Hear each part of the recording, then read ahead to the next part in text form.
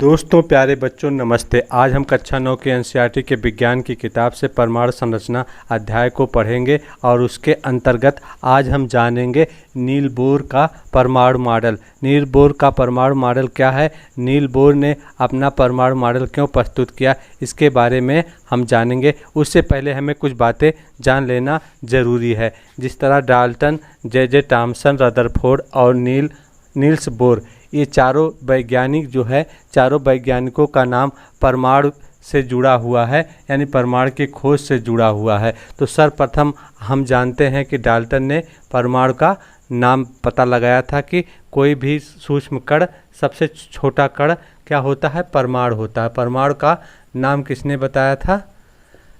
परमाणु का सबसे पहले नाम डाल्टन ने बताया था। अगला है परमाणु का पहला मॉडल जे थॉमसन ने बताया था। जे थॉमसन ने कौन सा मॉडल बताया था? तरबूज मॉडल। तरबूज मॉडल परमाणु का कौन सा मॉडल बताया था? तरबूज मॉडल भी कहते हैं। अगला मॉडल रदरफोर्ड ने बताया था। रदरफोर्ड ने परमाणु का अगला मॉडल बताया था। और अंतिम मॉडल नील्स बोर ने बताया था, ये जो आज हम आप लोगों को बताने जा रहे हैं। नील्स बोर ने परमाणु का नया मॉडल बताया था, जो कि जे थॉमसन से अलग था। जो जे थॉमसन के परमाणु मॉडल में कमियां थी उसको दूर किया, और रदरफोर्ड के परमाणु मॉडल में जो कमियां थी उसको दूर करके नील्स बोर ने परमाणु मॉडल तैयार किया। और इन सब में खास बात यह है कि जे थॉमसन को भी नोबेल प्राइज़ मिला था परमाणु की खोज के कारण से और परमाणु के पता लगाने के कारण से, और रदरफोर्ड को भी नोबेल प्राइज़ मिला था, और नील्स बोर को भी परमाणु संरचना के बारे में बताने के कारण से नोबेल प्राइज़ मिला था। तो ये तीनों वैज्ञानिकों ने नोबेल प्राइज़ प्राप्त किया था। ये 1906 ईस्वी में, ये 8 ईस्वी में, ये 1922 ईस्वी में नील्स बोर को परमाणु संरचना की जानकारी देने के लिए नोबेल प्राइज़ मिला था।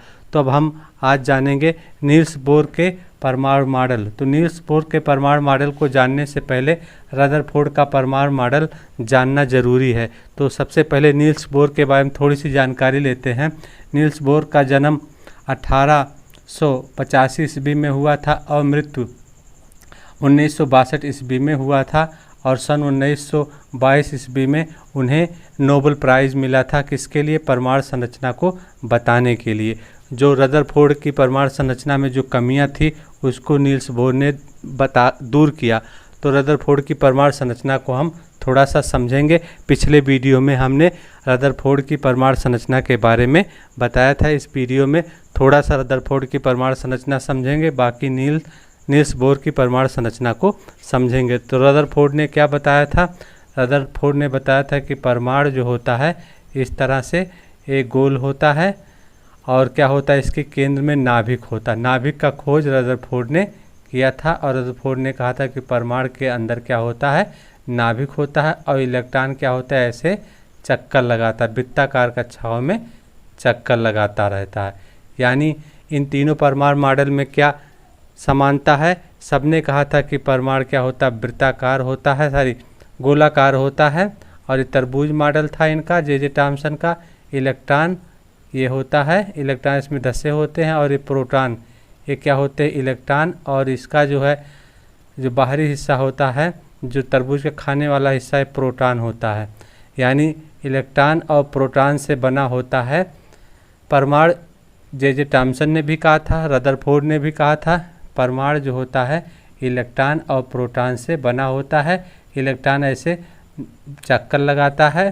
कैसे चक्कर लगाता है? नाभिक के चारों ओर ऐसे घूमता रहता है, और नाभिक में जो है प्रोटॉन, ये बीच प्रोटॉन बिखरे होते हैं, इसमें बताया था थॉमसन ने। रदरफोर्ड ने कहा प्रोटॉन बिखरे नहीं होते हैं, वे नाभिक में होते हैं, एक केंद्रीय भाग में होते हैं, और बहुत कम जगह पर होते हैं। तो रदरफोर्ड ने बताया था। अब नील्स बोर ने क्या बताया? नील्स बोर ने बताया इनकी जो कमियां थी, इन्होंने कहा था इसकी इलेक्ट्रॉनों को इन्होंने सही से बताने में असमर्थ थे।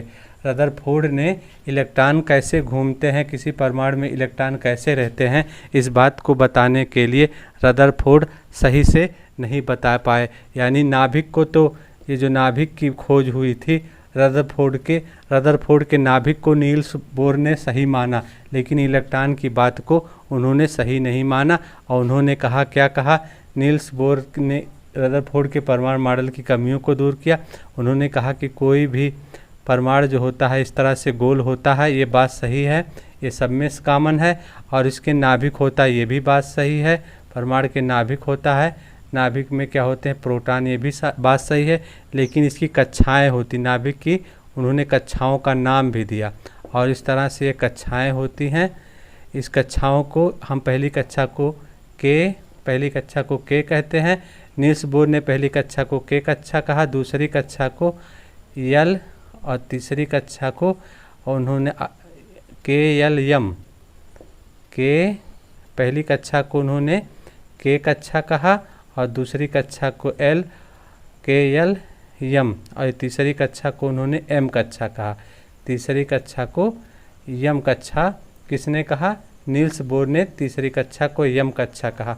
यानी कहा कि पहली ये जो होती हैं इलेक्ट्रॉन ऐसे कोई अनिश्चित तरह से चक्र नहीं लगाते हैं, इनकी अलग अलग कक्षाएं होती हैं। इनकी क्या होती हैं, अलग अलग कक्षाएं होती हैं।